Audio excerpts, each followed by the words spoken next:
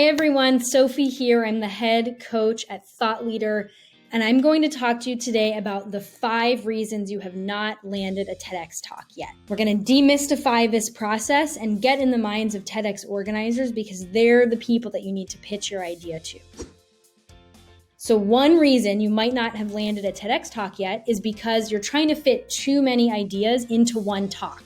The audience will remember usually 3 major things that you say, and those 3 things should be about one big idea. Think of this not as your only talk, but just as your first talk. The first thing you need to say and the first thing that you want the audience to hear is what this talk is all about.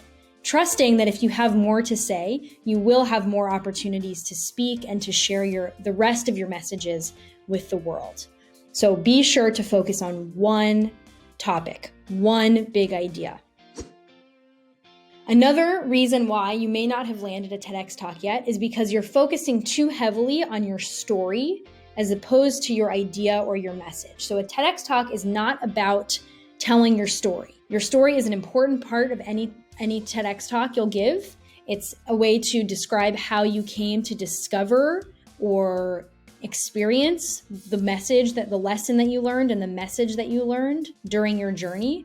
But the talk needs to have a concrete idea that stands on its own, that the audience can take on and implement and apply in their own lives. So your story is there to supplement and to elevate your message. It's not the message itself. Your TEDx talk is about what you learned as a result of your story.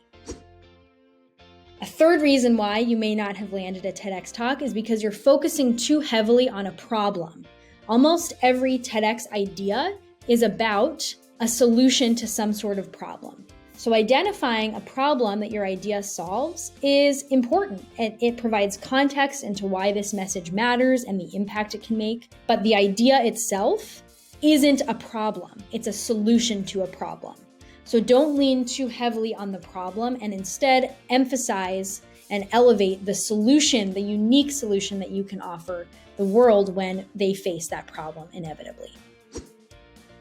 Number 4, the 4th reason why you may not have landed a TEDx talk yet is because you've lost confidence in yourself. You need to totally buy into your idea and to your message and to the value it has before anyone else can, whether it's organizers or inevitably and eventually the audience that's going to watch your talk. It's so easy to experience imposter syndrome or self-doubt during the process of trying to land a TEDx talk. And it's important to remember that your message is there to impact the world. So keep them in mind, keep the people that are going to hear your talk in mind as you embark on the process of trying to land a TEDx talk, because inevitably that's why you're doing this. That's why you're sharing your message with the world, is to make their lives better and to give them the tools to overcome the challenges and hardships that you have. Number 5, the 5th reason why you may not have landed a TEDx talk is because you're too heavily weighing what one TEDx organizer has told you or given you feedback on. There are tens of thousands of TEDx events that happen each year, which means there are that many, if not more, TEDx organizers. And each organizer, while they're looking for somewhat similar things, namely an idea worth sharing, each organizer is a subjective human being with personal opinions and preferences and things that land with them as a human versus someone else.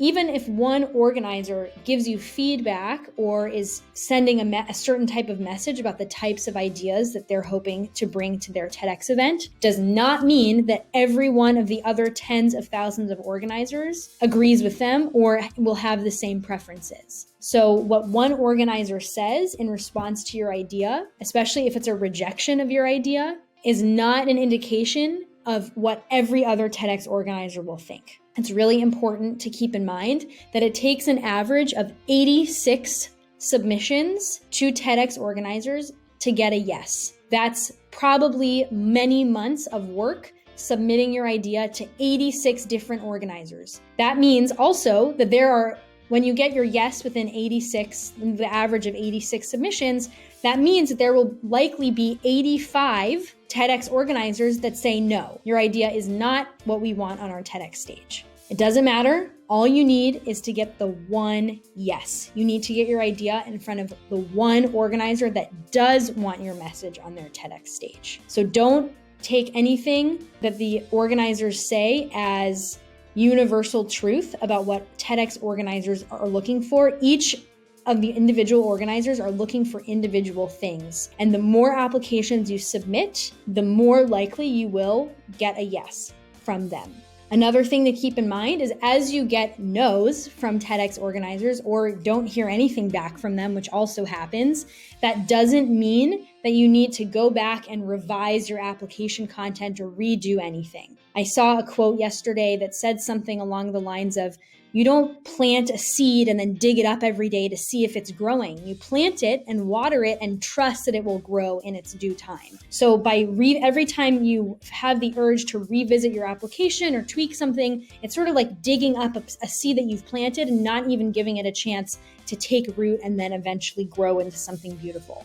So trust that your message is the right message for the right organizer and the right audience, and that in due time, you will get an invitation to speak on a TEDx stage. That energy, that mental shift is a really, really, really big part of landing a spot to speak on the world's biggest stage. So as long as you're authentic to yourself and trust your instinct about how to proceed and how to frame your idea, then once you keep submitting those applications, when you hit 86, that's when the magic starts to happen. Bye.